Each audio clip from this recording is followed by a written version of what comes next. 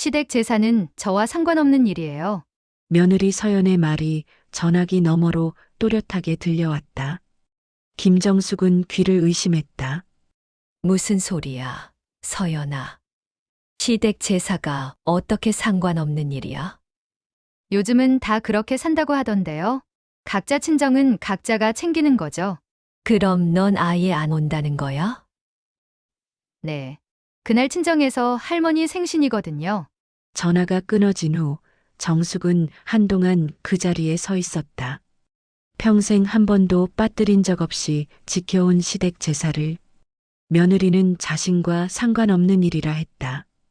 그런데 정작 돈이 필요할 때는 달랐다. 어머님, 죄송한데 또 부탁드릴 일이 있어서요.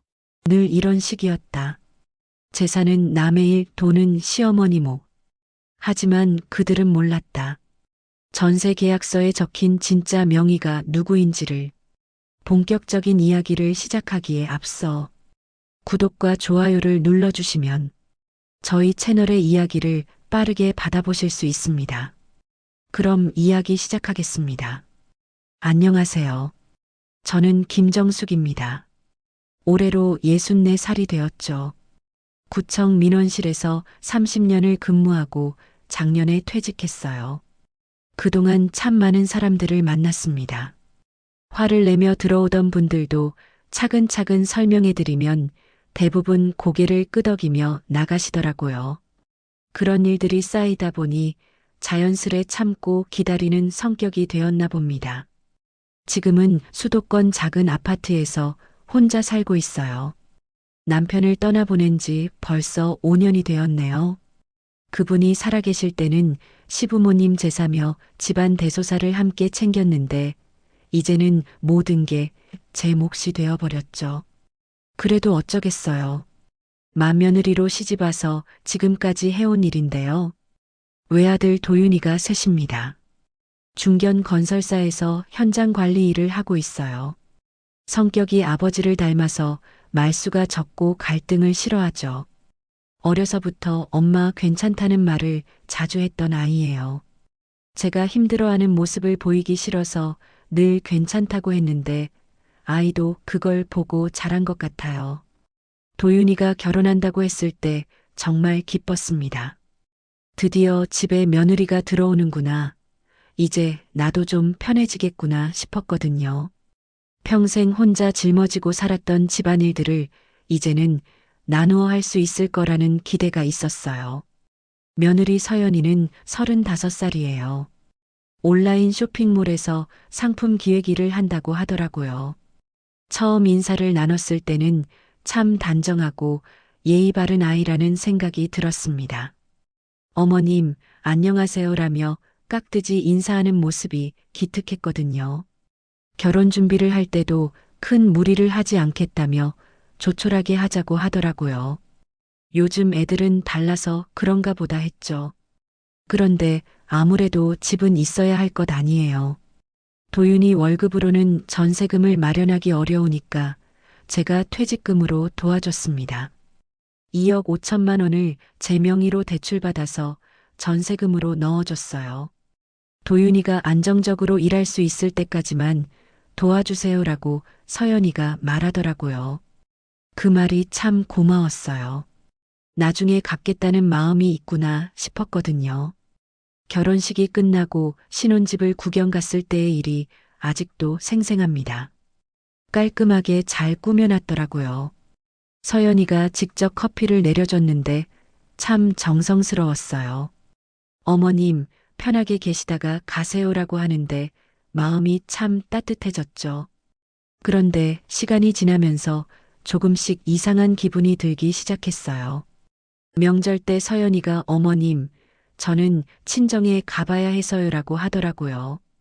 처음에는 그럴 수 있다고 생각했는데 연달아 몇 번 그러니까 마음이 서운했죠. 추석 때였나요?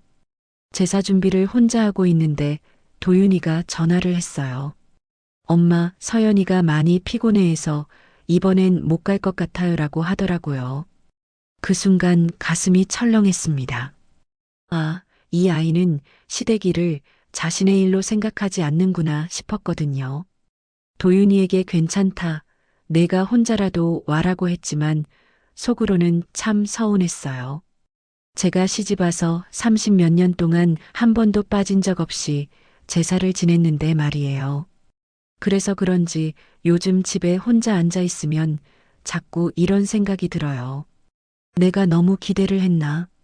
요즘 젊은 세대는 다르니까 이해해야 하나?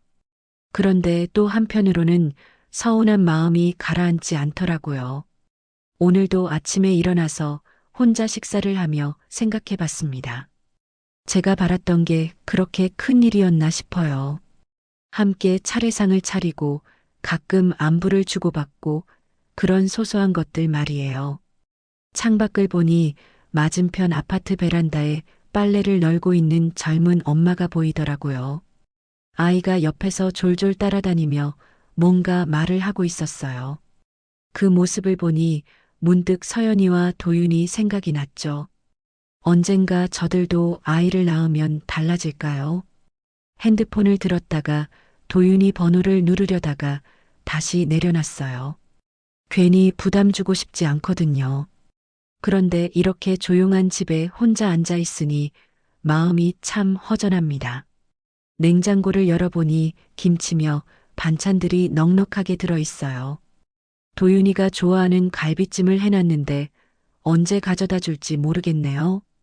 전화하면 엄마 바빠서 못 가라고 할까봐 선뜻 연락하기가 어려워요. 이런 게 나이 드는 건가 싶어요. 자식이 있어도 혼자인 기분이 드는 게 말이에요. 그래도 도윤이는 착한 아이니까 언젠가는 이해해주겠죠. 다만 서연이가 좀 달라졌으면 좋겠는데 그건 제가 바랄 수 있는 일인지 모르겠어요. 저녁 시간이 다가오고 있습니다. 오늘도 혼자 밥을 먹어야겠네요. 그런데 왜인지 마음 한편이 불안합니다. 이대로 계속 이렇게 지내야 하는 걸까요? 결혼한 지 석 달쯤 지났을 때였어요. 시아버지 기일이 다가오고 있었거든요. 평소처럼 제가 혼자 준비하려고 하다가 문득 생각이 났습니다. 이제는 며느리가 있으니까 함께 해볼까 싶었어요. 도윤이에게 전화를 걸었어요. 도윤아, 아버지 기일이 다음 주 토요일이잖니. 서연이랑 함께 준비하면 어떨까? 전화 너머로 잠깐 정적이 흘렀어요. 그러더니 도윤이가 조심스럽게 말하더라고요. 엄마, 서연이한테 물어볼게요. 그 말을 듣는 순간 가슴이 답답해졌습니다. 물어봐야 한다는 게 무슨 뜻인가 싶었거든요. 시댁제사인데 며느리가 참여하는 게 당연한 일 아닌가요? 이틀 후에 도윤이가 다시 전화했어요. 엄마, 서연이가 그러는데. 목소리가 평소보다 작았어요. 뭔가 말하기 어려워하는 게 느껴졌죠. 왜 무슨 일 있어? 서연이가 시댁제사는 자기랑 상관없는 일이라고 해요. 그 순간 귀를 의심했습니다. 상관없는 일이라고요. 시댁제사가 며느리와 상관없는 일이라니요. 무슨 소리야, 도윤아. 시댁제사가 어떻게 상관없는 일이야? 엄마, 요즘은 다 그렇게 산다고 하는데요. 각자 친정제사는 각자 챙기고 시댁제사도 원래 가족이 알아서 하는 거래요. 도윤이의 말을 듣고 있는데 머리가 멍해졌어요. 원래 가족이라는 게 무슨 뜻인가요? 결혼하면 한 가족이 되는 거 아닌가요? 그러면 서연이는 아예 안 온다는 거야? 네, 그렇다고 해요. 대신 도윤이가 혼자 가겠다고 하더라고요. 전화를 끊고 나서 한동안 그 자리에 서 있었어요. 마음 한편으로는 화가 났지만 동시에 당황스러웠거든요. 정말 요즘은 그렇게 사는 건가요? 제가 너무 옛날 사람인 건가요? 며칠 뒤 장을 보러 나갔다가 동네 아는 언니를 만났어요. 같은 나이 또래라서 가끔 이런저런 이야기를 나누는 사이였거든요. 정수가 얼굴이 어둡네. 무슨 일 있어? 처음에는 말하기 망설여졌는데 답답한 마음에 털어놨어요. 언니, 요즘 며느리들이 시댁 제사를 안 한다는 게 정말이야? 그러자 언니가 한숨을 푹 쉬더라고요. 아이고, 너도 그런 일로 속상해하니? 우리 며느리도 마찬가지야. 처음에는 와서 도와주더니 이제는 아예 안 와. 자기는 친정 제사만 챙기겠다고 하더라고. 언니의 말을 듣고 나니 조금은 안심이 되면서도 한편으로는 더 서운했어요. 이게 요즘 세상 돌아가는 방식이라면 제가 뭘 바랄 수 있겠어요. 집에 돌아와서도 마음이 편치 않았습니다. 시아버지 기일이 일주일 앞으로 다가왔는데 제가 혼자 준비해야 한다니요. 30몇 년 동안 해온 일이지만 이번에는 왜 이렇게 막막한지 모르겠어요. 그날 저녁에 도윤이가 집에 왔어요. 오랜만에 아들 얼굴을 보니까 반가웠지만 동시에 복잡한 마음이 들었죠. 엄마, 기일 준비는 어떻게 할 거예요? 당연히 해야지. 평소처럼 하는 거야. 혼자 힘들지 않으세요? 힘들어도 해야지. 내가 안 하면 누가 해? 도윤이가 미안한 표정을 지었어요. 그런 아들 얼굴을 보니까 더 속상했어요. 이 아이도 사이에 끼어서 어려운 거겠죠. 도윤아, 엄마가 너무 옛날 사람이야? 그런 게 아니라 서연이가 워낙 자기 주관이 뚜렷해서요. 주관이 뚜렷하다는 게 이런 건가요? 시댁일은 자신과 상관없다고 선을 긋는 게 주관인가요? 기일 당일 아침 새벽 5시부터 일어나서 준비를 시작했어요. 제사상을 차리고 음식을 준비하는 동안 몸은 바빴지만 마음은 허전했어요. 예전에는 시어머니와 함께 했었는데 그분이 돌아가신 후로는 혼자 해왔거든요. 그런데 이제는 며느리라도 있으면 덜 외로울 줄 알았는데요. 도윤이가 10시쯤 왔어요. 혼자 왔더라고요. 어머니, 안녕하세요. 왔구나. 서연이는 회사 일이 있다고 해서 못 왔어요. 토요일인데 회사 일이 있을까요? 그냥 안 오고 싶어서 핑계를 대는 것 같았어요. 하지만 뭐라고 할 수도 없었죠.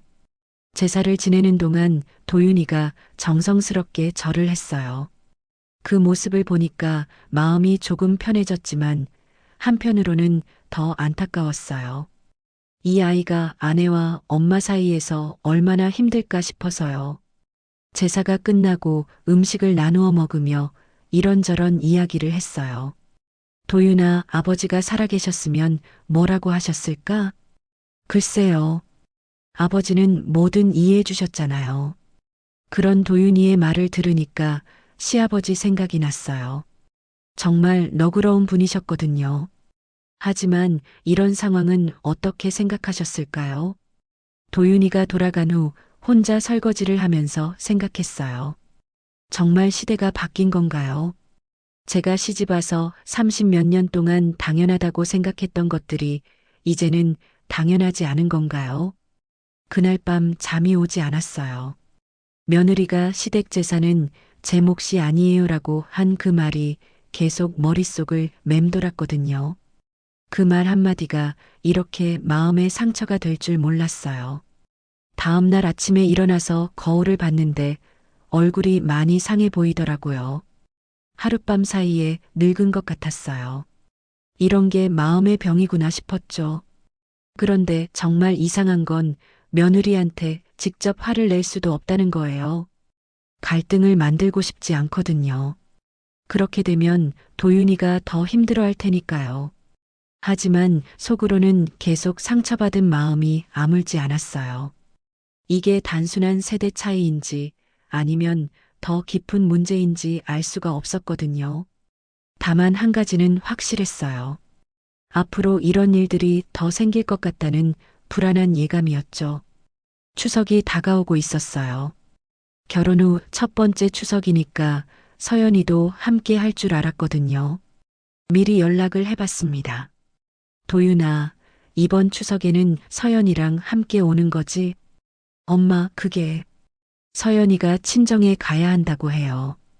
또 친정이에요. 명절 때마다 친정을 가더라고요. 추석인데 시댁에는 안 와도 되는 거야? 요즘은 다들 그렇게 한다고 해요. 번갈아 가면서요. 번갈아 가면서라는 말이 마음에 걸렸어요. 그럼 다음 추석에는 오겠다는 뜻일까요? 추석 당일 도윤이 혼자 왔어요. 차례상을 보더니 감탄하더라고요. 엄마, 혼자 이렇게 다 준비하시느라 고생 많으셨어요. 뭘 매년 하던 일인데. 하지만 속으로는 서운했어요. 며느리가 함께 있었다면 훨씬 수월했을 텐데요. 그런데 정말 신기한 일이 일어났어요. 추석이 끝나고 일주일 후에 서연이한테서 전화가 왔거든요. 어머님, 안녕하세요. 서연아. 웬일이야? 어머님, 죄송한데 부탁드릴 일이 있어서요. 부탁이라니요. 추석에는 얼굴도 안 보이던 며느리가 갑자기 부탁이라니요. 세탁기가 고장났는데 새로 사야 할 것 같아요. 그런데 지금 당장 여유가 없어서. 돈이 필요해서 연락한 거구나 싶었어요. 얼마나 드는데? 30만 원 정도면 괜찮은 걸로 살 수 있을 것 같아요. 30만 원이면 큰 돈은 아니었어요. 하지만 마음이 복잡했죠. 도윤이는 뭐래? 도윤이한테는 말 안 했어요. 부담 주기 싫어서요. 그 말을 듣고 조금 이상했어요. 남편한테는 부담 주기 싫다면서 시어머니한테는 부담을 주는 게 괜찮다는 건가요? 그래, 알았다. 계좌번호 알려줘. 결국 돈을 보내줬어요. 며느리가 어려워하는데 모른 채 할 수는 없잖아요. 그런데 이게 시작이었어요. 한 달 후에 또 전화가 왔거든요. 어머님, 정말 죄송한데 또 부탁드릴 일이 있어서요. 이번에는 겨울옷을 사야 한다고 하더라고요. 회사에서 입을 정장이 필요하다면서요. 이번에만 도와주시면 다시는 부탁드리지 않을게요. 그 말을 믿고 또 도와줬어요. 50만 원을 보내줬죠. 그런데 정말 어이없는 일이 생겼어요. 김장철이 되었거든요. 매년 김장을 담가서 도윤이 집에도 갖다 줬는데 이번에도 함께 하자고 연락했어요. 서연아, 이번 주말에 김장 담그는데 와서 도와줄래? 어머님, 죄송해요. 그날 친구들하고 약속이 있어서요. 친구들과 약속이요. 김장보다 친구가 더 중요한 건가요? 그럼 다음 주는 어때? 다음 주도 좀 바빠요. 결국 김장도 혼자 했어요. 배추 30포기를 혼자 다 담그느라 허리가 끊어질 뻔했죠. 그런데 김장이 끝나고 며칠 후에 또 전화가 왔어요. 어머님, 김장 잘하셨어요? 언제 받으러 갈까요? 김장은 안 도와주고 받아가기는 하겠다는 거네요. 마음이 참 씁쓸했어요. 연말이 되니까 이번에는 전세 문제로 연락이 왔어요. 어머님, 집주인이 전세금을 올려달라고 해요. 얼마나 올린다는데? 3천만 원이요. 이사 가자니 이사비도 만만치 않고 3천만 원이요. 적은 돈이 아니죠. 도윤이 월급으로는 어려워? 네, 요즘 회사 사정이 좀 어려워서 보너스도 못 받았거든요. 그래서 또 도와줬어요. 퇴직금에서 3천만 원을 더 보태줬죠. 정말 감사해요, 어머님. 나중에 꼭 갚을게요. 나중에 갚겠다는 말을 몇 번째 듣는지 모르겠어요. 그런데 정말 기가 막힌 일이 생겼어요. 연말 모임이 있다고 해서 참석해달라고 했거든요. 어머님, 도윤이 회사 사람들이랑 모임이 있는데 가족들도 같이 오래요. 오랜만에 가족끼리 함께 나들이를 하는 건가 싶어서 기뻤어요. 그래, 좋지. 언제야? 이번 토요일 저녁이에요. 토요일 저녁에 모임 장소에 갔어요. 도윤이 회사 사람들과 그 가족들이 모여 있더라고요. 그런데 서연이가 사람들한테 절 소개하는 방식이 이상했어요. 도윤이 어머니세요. 평소에 저희를 많이 도와주시거든요. 도와준다는 말을 강조하더라고요. 마치 제가 도와주는 게 당연한 것처럼요. 모임이 끝나고 집에 오는 길에 기분이 이상했어요. 뭔가 이용당하고 있는 것 같은 느낌이 들었거든요. 그날 밤 혼자 생각해 봤어요. 명절에는 안 오고 집안일에는 관심 없어 하면서 돈이 필요할 때만 연락하는 며느리. 정말 이게 맞는 건가요? 며칠 후 동네 언니를 만났을 때 이 이야기를 털어놨어요. 언니, 나 너무 호구 같나? 뭔 소리야? 며느리가 하는 행동들을 쭉 얘기해 줬더니 언니가 혀를 찼어요. 아이고, 정수가. 그 애가 너를 완전히 ATM으로 보는 거야. ATM이요. 돈만 나오는 기계 말인가요? 그럼 어떻게 해야 해? 선을 그어야지. 안 그러면 계속 당해. 선을 긋는다는 게 쉬운 일인가요? 며느리한테 이제 도와주지 않겠다고 말할 수 있을까요? 집에 돌아와서도 계속 고민했어요. 정말 이상했거든요. 필요할 때만 가족인 것 같았어요. 도움이 필요하면 어머님이라고 부르면서 다가오고 그 외에는 남보듯이 하고요. 그런데 가장 속상한 건 도윤이었어요. 이 모든 상황을 알면서도 아무 말 안 하는 거요. 아내 편만 들고요. 어느 날 밤 잠이 안 와서 창밖을 내다봤어요. 맞은편 아파트에 불이 켜진 집들이 보이더라고요. 저 집들에도 저마다의 이야기가 있겠죠. 혹시 저와 같은 고민을 하는 어머니들이 있을까요? 그때 핸드폰에 문자가 왔어요. 서연이에게서였어요. 어머님, 안녕하세요. 죄송한데 또 부탁드릴 일이 있어서 연락드려요. 또 부탁이에요. 이번에는 뭘까요? 차 보험료를 내야 하는데 지금 당장 여유가 없어서요. 이번에만 도와주시면. 이번에만이라는 말도 몇 번째 듣는지 모르겠어요. 문자를 보고 있는데 눈물이 났어요. 정말 제가 ATM인가 봐요. 돈만 나오는 기계요. 하지만 또 도와줄 것 같은 제 자신이 한심했어요. 며느리가 어려워하는데 모른 채 할 수 없거든요. 그게 제 성격이에요. 그날 밤 거울 앞에 서서 제 얼굴을 봤어요. 언제부터인가 표정이 많이 어두워져 있더라고요. 이런 게 스트레스구나 싶었어요. 하지만 어떻게 해야 할지 정말 모르겠어요. 이대로 계속 당하고만 살아야 하는 건가요? 남편 기일이 다가왔어요. 벌써 5년째 혼자 지내는 제사였지만 이번에는 더 무거운 마음이 들었어요. 작년까지만 해도 도윤이라도 함께 했는데 올해는 어떨지 모르겠더라고요. 일주일 전에 미리 연락해 봤어요. 도윤아, 아버지 기일이 다음 주 일요일이야. 네, 알고 있어요. 이번에는 서연이랑 함께 올 수 있어? 전화 너머로 한숨소리가 들렸어요. 엄마, 그게 서연이가 그날 친정에서 할머니 생신이래요. 또 친정이에요. 중요한 날마다 친정일이 겹치더라고요. 그럼 너라도 와야지. 네, 제가 갈게요. 그나마 다행이었어요. 도윤이라도 함께 할 수 있다니까요. 기일 전날까지도 도윤이가 온다고 했어요. 그래서 평소보다 정성스럽게 준비했죠. 새벽 4시부터 일어나서 음식 준비를 시작했어요. 전을 부치는데 기름이 뜨겁게 달아올랐더라고요. 생선전을 넣으려다가 손등에 기름이 튀었어요. 뜨거워서 소리가 나올 뻔했지만 꾹 참았어요. 이런 걸로 멈출 수는 없거든요. 찬물에 손을 담그고 있는데 핸드폰이 울렸어요. 도윤이에게서였어요. 엄마, 죄송한데. 그 첫 마디를 듣는 순간 가슴이 철렁했어요. 왜, 무슨 일이야?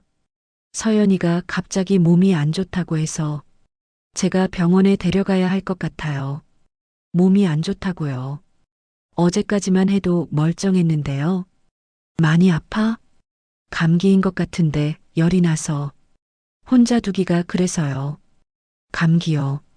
감기로 남편이 아버지 제사에 못 간다고요. 그럼 오후에라도 올 수 있어? 글쎄요. 상황 봐서 연락드릴게요. 결국 그날 도윤이는 오지 않았어요. 상황을 봐서 연락하겠다던 전화도 오지 않았고요. 혼자서 제사상을 차렸어요. 남편이 좋아하던 음식들을 하나하나 올리면서 마음이 무거웠어요. 예전에는 시어머니와 함께 했었고, 나중에는 도윤이라도 함께 했는데, 이제는 정말 혼자더라고요. 제사상 앞에 서서 절을 하는데 눈물이 났어요. 남편한테 하고 싶은 말이 너무 많았거든요. 여보, 미안해요. 제가 혼자 와서 목소리가 떨렸어요. 도윤이가 못 왔어요. 며느리가 아프다고 해서 말을 하다가 울음이 터졌어요. 이게 뭔가 싶었거든요. 남편 제사를 혼자 지내다니요. 제사를 마치고 상을 치우면서도 계속 울었어요. 이 집은 이제 정말 나 혼자구나 싶었어요. 가족이라고 생각했던 사람들이 하나둘씩 멀어져 가고 있었거든요. 설거지를 하는데 손이 계속 떨렸어요. 접시가 바닥에 떨어져서 깨졌지만 죽기도 싫었어요. 그냥 그 자리에 주저앉아서 한참을 울었죠. 그날 오후에 동네 언니가 집에 왔어요. 정수가 안 보여서 왔는데 얼굴이 왜 그래? 거울도 안 봤는데 얼굴이 많이 상했나 봐요. 언니 정말 힘들어요.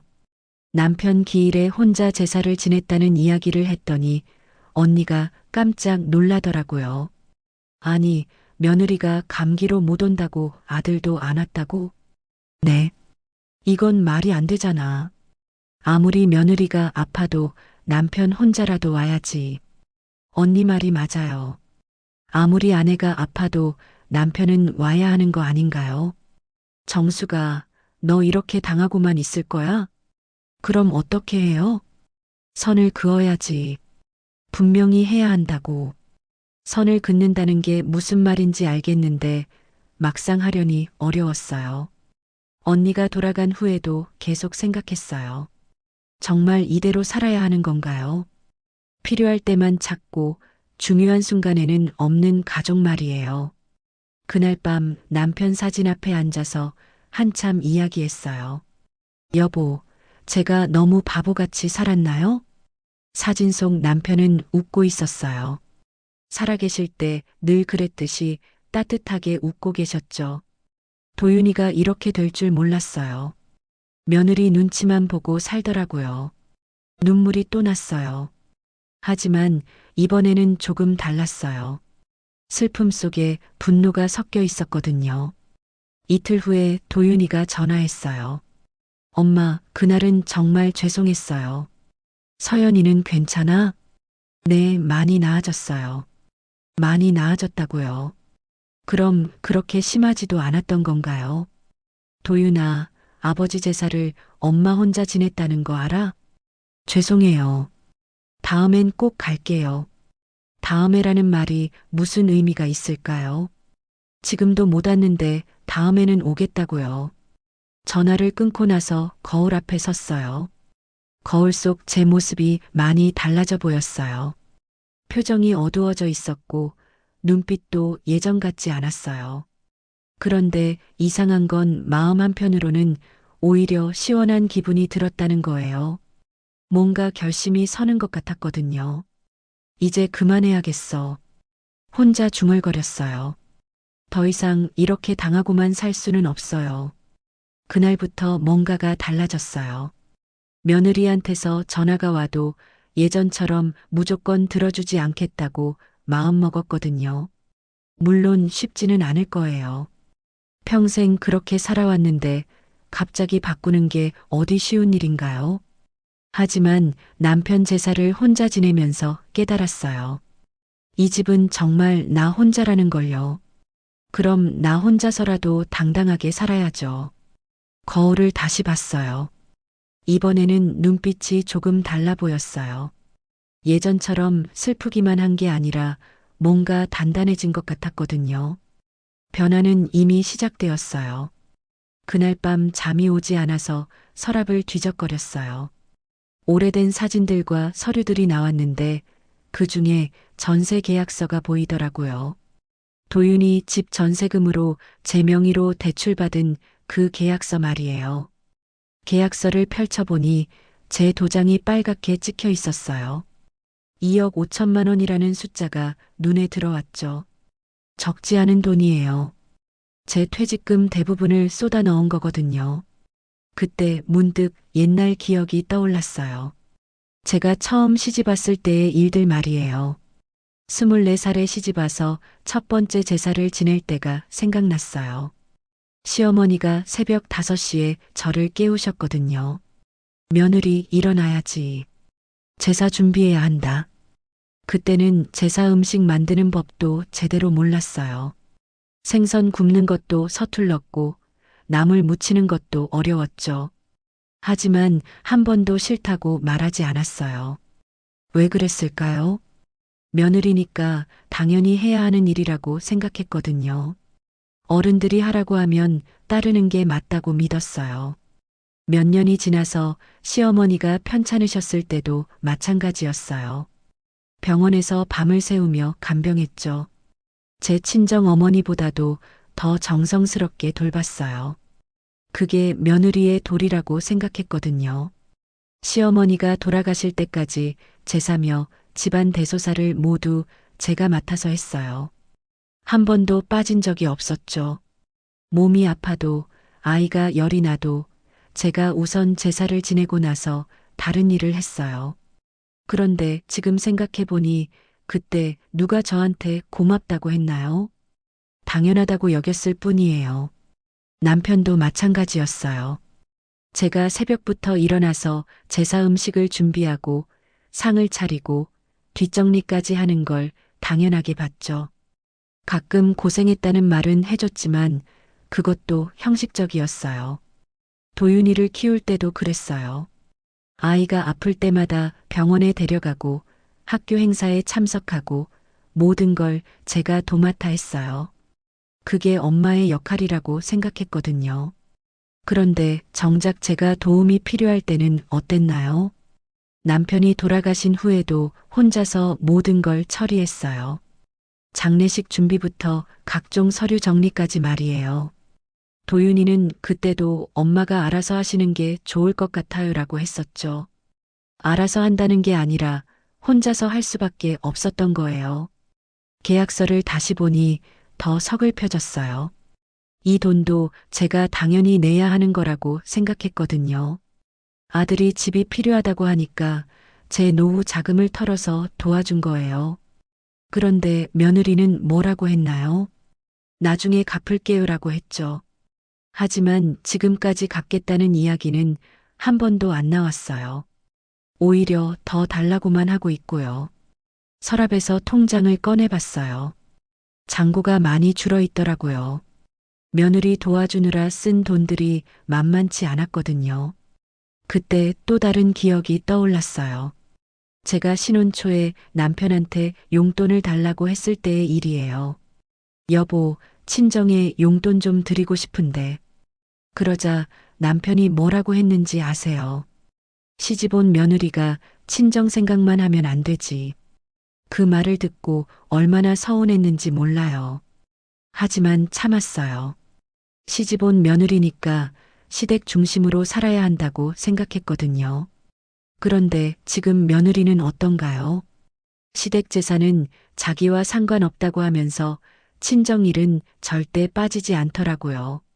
정말 세상이 바뀐 건가요? 아니면 제가 너무 순진했던 건가요? 밤이 깊어갈수록 생각이 많아졌어요.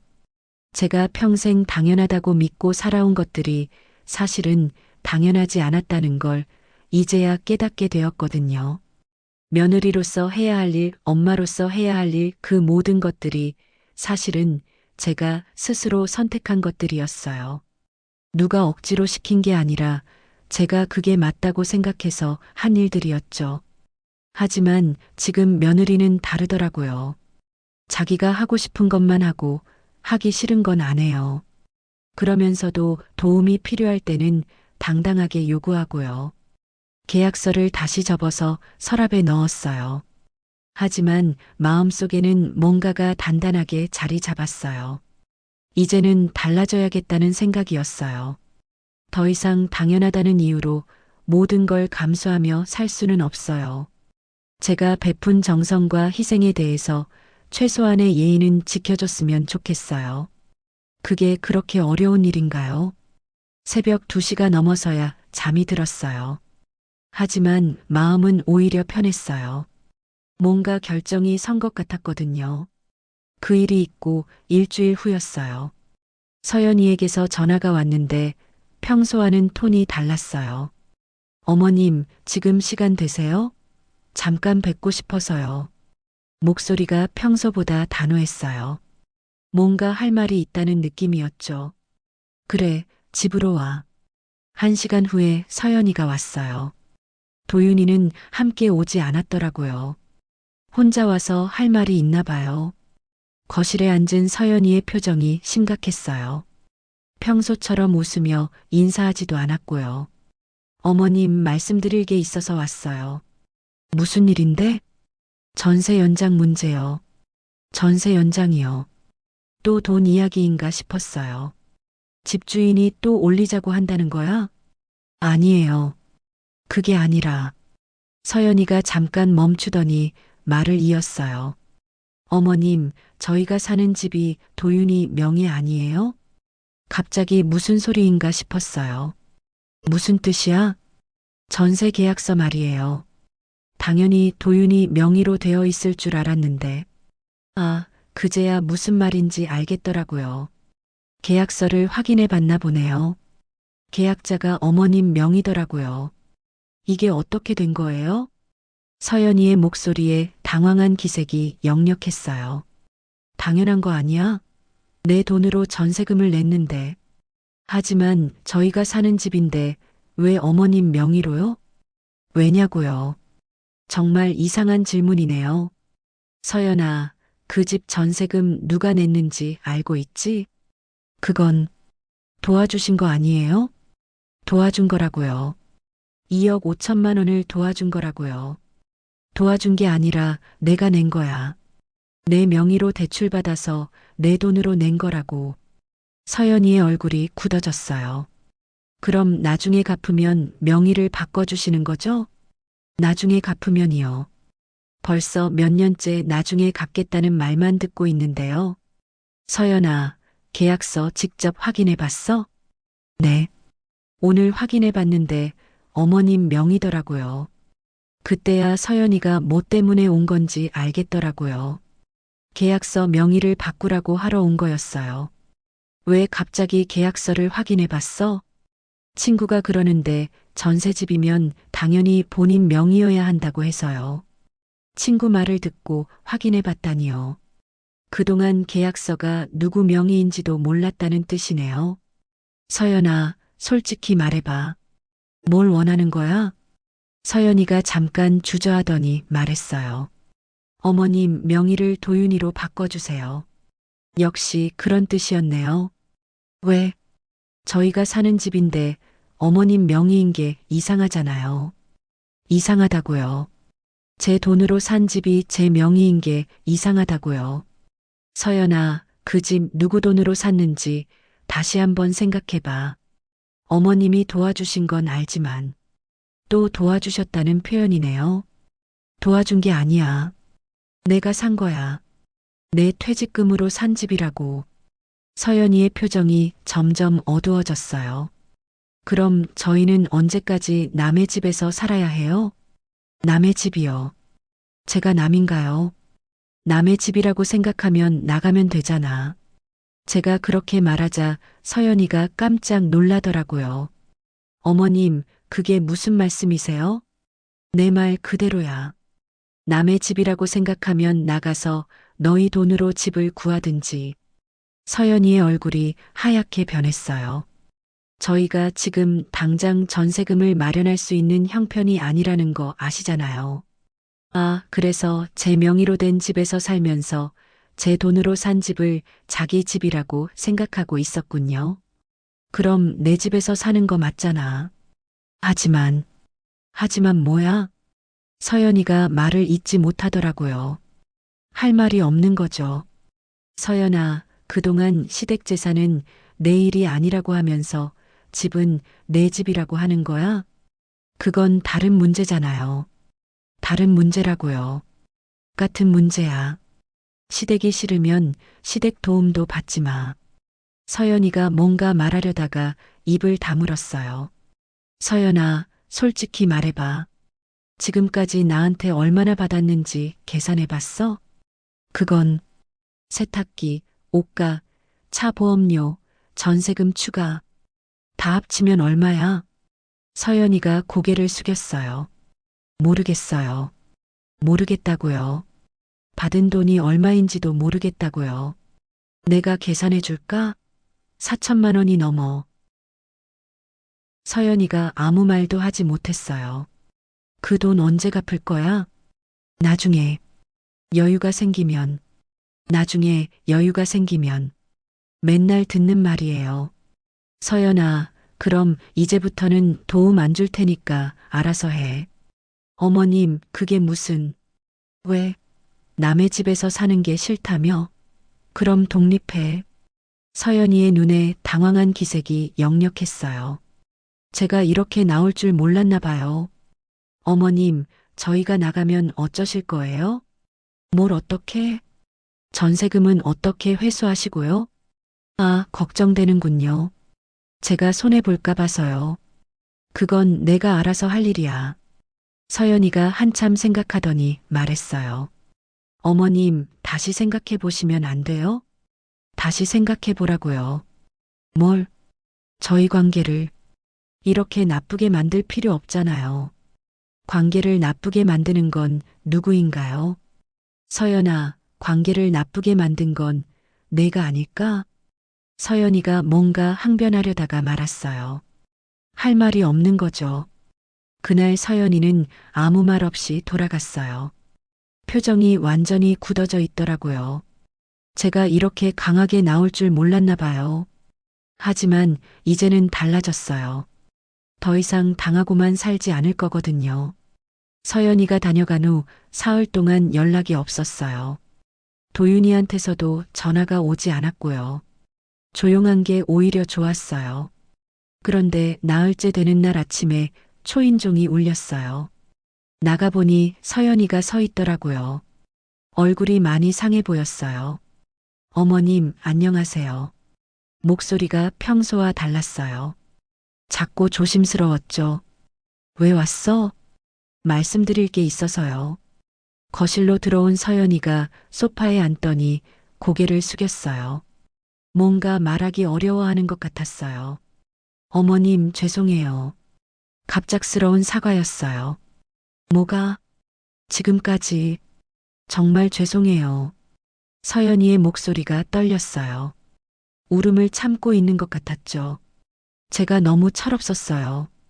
시댁이 가족이라는 걸 몰랐어요. 이제 와서 가족이라고 하네요. 서연아, 갑자기 왜 이래? 도윤이한테 혼이 많이 났어요. 제가 어머님을 너무 힘들게 했다고. 도윤이가 뭔가 말을 했나 보네요. 그래서 이제부터 달라지겠어요. 제사도 제가 하고 명절도 꼭 참석하겠어요. 서연이가 눈물을 흘리기 시작했어요. 어머님, 한 번만 기회를 주세요. 한 번만 기회를 달라고요. 몇 번째 듣는 말인지 모르겠어요. 서연아, 진심이야? 네, 정말 진심이에요. 진심이라고 하는데 왜 마음이 움직이지 않을까요? 그럼 지금까지 받은 돈은 언제 갚을 거야? 그것도 계획을 세워서 조금씩 갚겠어요. 조금씩 갚겠다고 하네요. 얼마나 오래 걸릴 것 같아? 한 10년 정도면. 10년이요. 제가 70이 넘어서야 돈을 다 받겠다는 뜻이네요. 서연아, 솔직히 말해봐. 도윤이가 뭐라고 했어? 서연이가 눈물을 닦으며 말했어요. 엄마가 집을 빼버리면 우리가 갈 곳이 없다고. 제발 잘 보이라고. 아, 그런 거였군요. 도윤이가 위기감을 느끼고 서연이를 보낸 거였어요. 그래서 온 거야? 아니에요. 정말 반성하고 있어요. 반성하고 있다고 하는데 왜 마음이 시원하지 않을까요? 서연아, 내가 지금까지 한 행동들 기억해? 네. 죄송해요. 시댁 제사는 내 일이 아니라고 했잖아. 그때는 정말 철없었어요. 명절마다 친정만 갔잖아. 앞으로는 시댁 위주로 하겠어요. 이제 와서 시댁 위주로 하겠다고 하네요. 돈 필요할 때만 연락했잖아. 그것도 정말 죄송해요. 서연이가 계속 고개를 숙이고 있었어요. 정말 미안해하는 것 같기도 했고요. 그런데 이상한 건 제 마음이 전혀 움직이지 않는다는 거였어요. 예전 같았으면 며느리가 이렇게 사과하면 금세 마음이 누그러졌을 텐데요. 서연아, 너 지금 진심으로 미안해하는 거야? 아니면 집 때문에 그러는 거야? 서연이가 깜짝 놀라더라고요. 진심으로 미안해하고 있어요. 정말일까요? 그럼 집 문제와 상관없이 앞으로 달라지겠다는 거지? 네. 그렇죠. 확신이 없어 보였어요. 서연아, 솔직히 말해. 내가 집을 안 빼면 지금처럼 살 거 아니야? 그런 게 아니라, 그런 게 맞잖아. 위기가 와야 정신을 차리는 거지. 서연이가 할 말을 잃었어요. 그때 핸드폰이 울렸어요. 도윤이에게서였어요.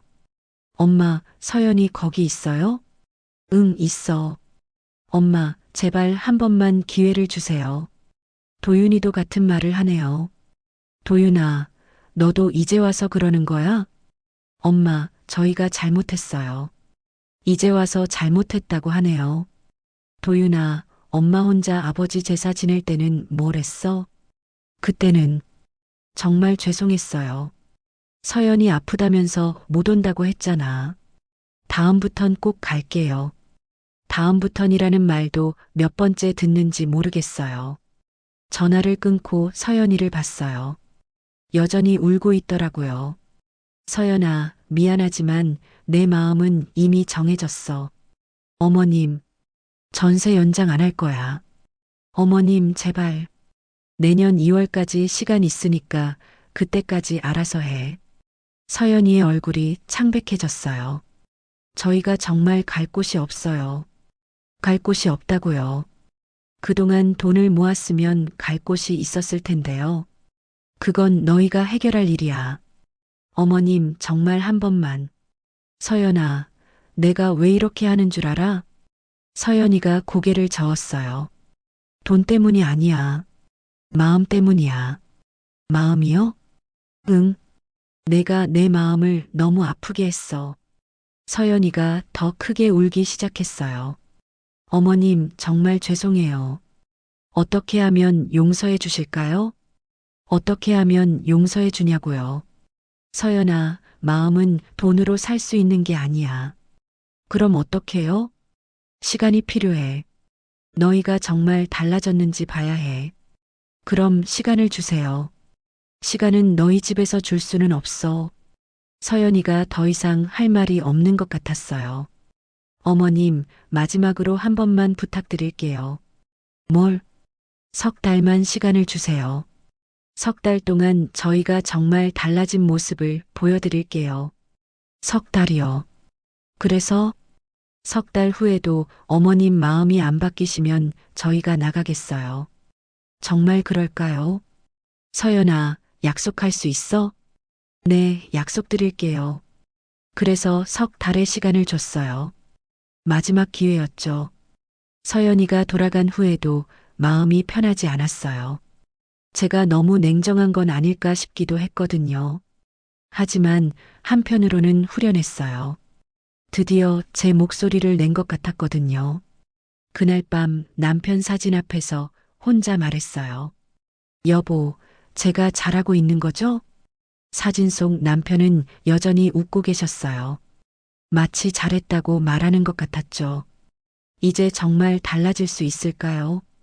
아니면 석 달 후에 정말 헤어지게 될까요? 모르겠어요. 하지만 한 가지는 확실해요. 저는 더 이상 예전의 김정숙이 아니라는 것 말이에요. 석 달이 지났어요. 서연이와 도윤이는 약속을 지키지 못했어요.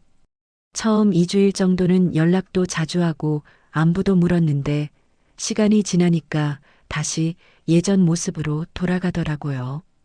제사 때도 핑계를 대며 오지 않았어요. 결국 또 혼자 지냈죠. 그때 확실히 알았어요. 사람은 쉽게 바뀌지 않는다는 걸요. 약속한 대로 전세 연장을 거절했어요. 보증금을 회수하라고 통보했죠. 도윤이가 울면서 전화했지만 마음을 바꾸지 않았어요.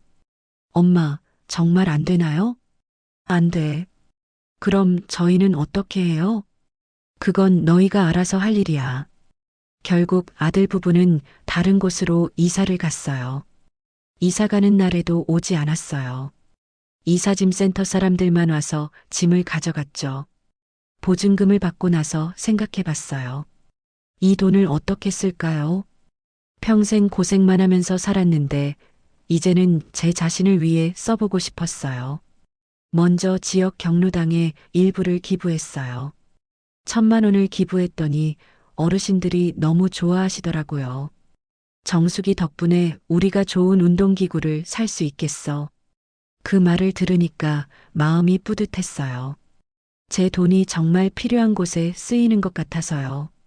남은 돈으로는 동네 언니들과 처음으로 호텔 여행을 다녀왔어요. 부산 해운대에 있는 좋은 호텔에서 이틀을 보냈죠. 바다를 보면서 커피를 마시는데 정말 기분이 좋더라고요. 정수가 표정이 많이 밝아졌네. 언니가 그렇게 말하더라고요. 그래요?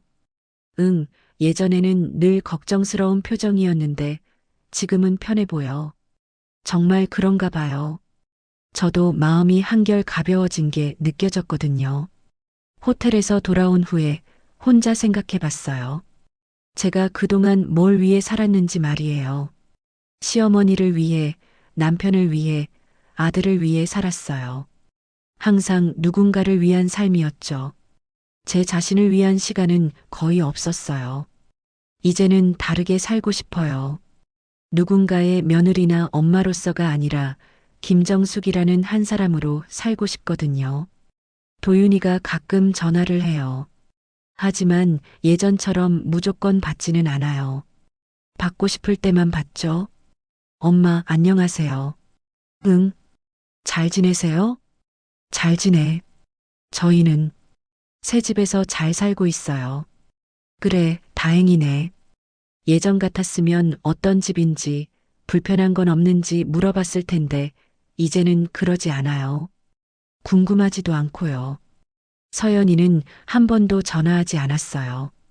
그게 오히려 다행이에요. 요즘 제 일상은 참 평온해요.